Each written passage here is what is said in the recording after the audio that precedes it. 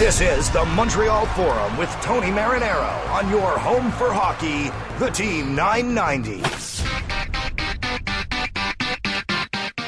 And we're back. It's 11:26. We're with you until noon. We have a busy show. I'm Tony Marinaro, along with Mitch Gallo at Master Control, and Jerry from Rosemont, one of our Team 990 listeners and one of our best friends here at the station. He's in studio with us. He's taking it in. He's going to turn 82 years old in a couple of days on Wednesday. He wanted to spend the day with us.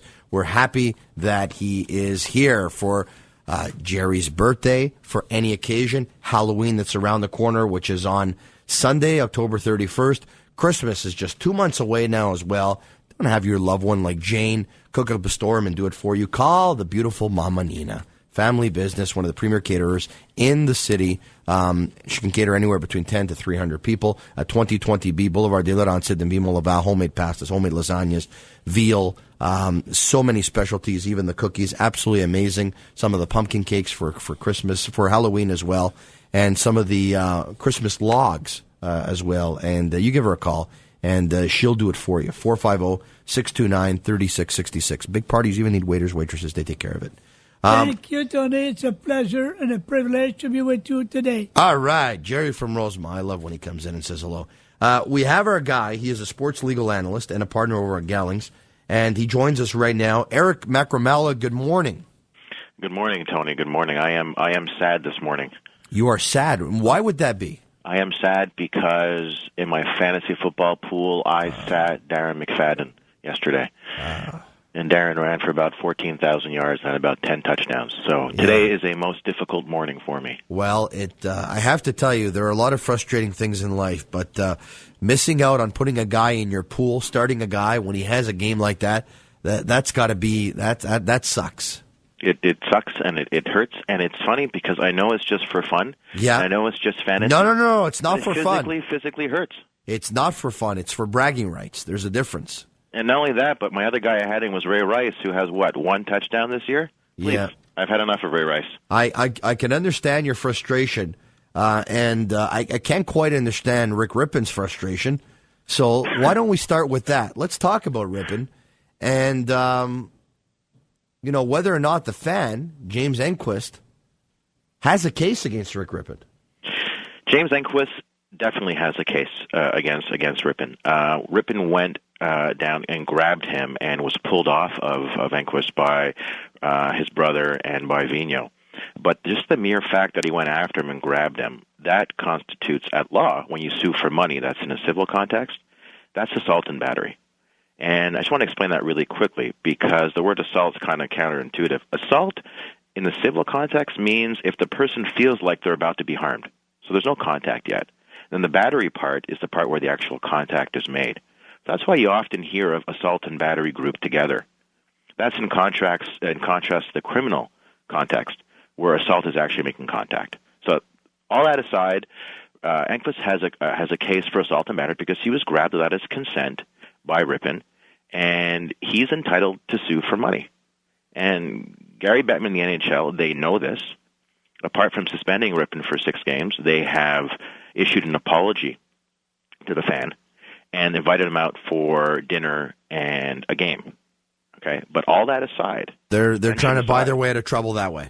They're going to try and buy their way out of trouble, but all that aside, the fan can still sue Rypien and the Canucks and the NHL for assault and battery. You figure that if he takes them up on their offer and they go to supper, that one of the NHL executives is going to say, why don't you sign this paper just so that we know that, going forward that we're going to be friends? Yeah, you know what, I was joking. Is that possible? It's very possible. I was joking with someone over the weekend. I was saying, if they go for dinner, what's for dessert? A full release? Just sign here and then we're done. This is being done to appease him, but the NHL knows full well that this guy still has a right to file a civil action, and of course, in the U.S., a civil action would be a disaster for the NHL. So it's basically in Enquist's best interest to say, thanks, but no thanks, appreciate the offer, we'll see you in court.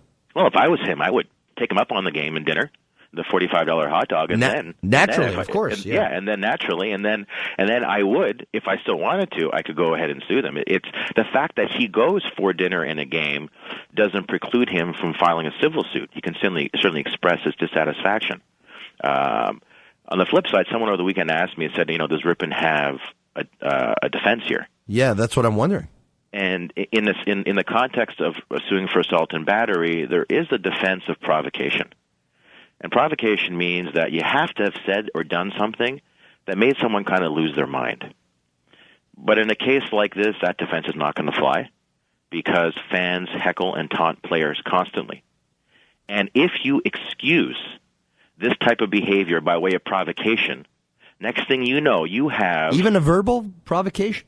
Even verbal provocation. If he wow, told I didn't think that was the case. I mean, I could understand if he threw something at him or if he threatened him verbally. I mean, but other than that, I mean, if he just says to him, you stink, you this, you that, your mom this, your sister that, then Rypien can actually respond the way he did and get off the hook?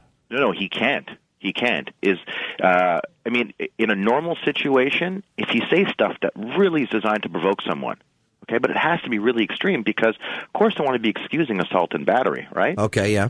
So in a case like this, even if Enquist said, I'm going to eat your children, that doesn't justify the assault and battery on Enquist.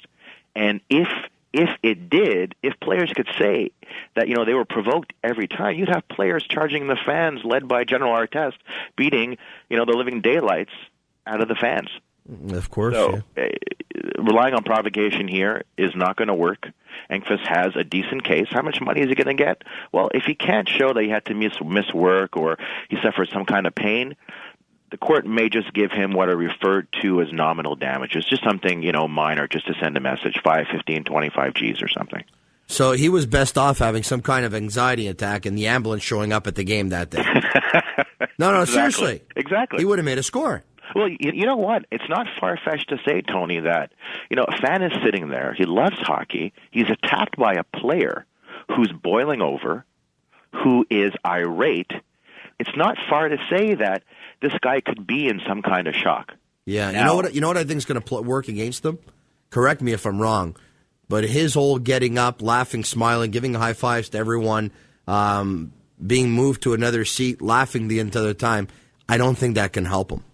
Agreed. I mean, that's not going to help him, although the flip side could be that, he was still in shock, but he was trying to cope, and then it kind of settled in later. What also won't help him as well is just subsequently in the press, it seems like he's been, quite composed about the whole situation. He said, look, I was assaulted. That's plain and simple, and he's right. But it seems like, he may be under control, but we don't know. It seems like really, ultimately, looking back at it, at that moment, it wasn't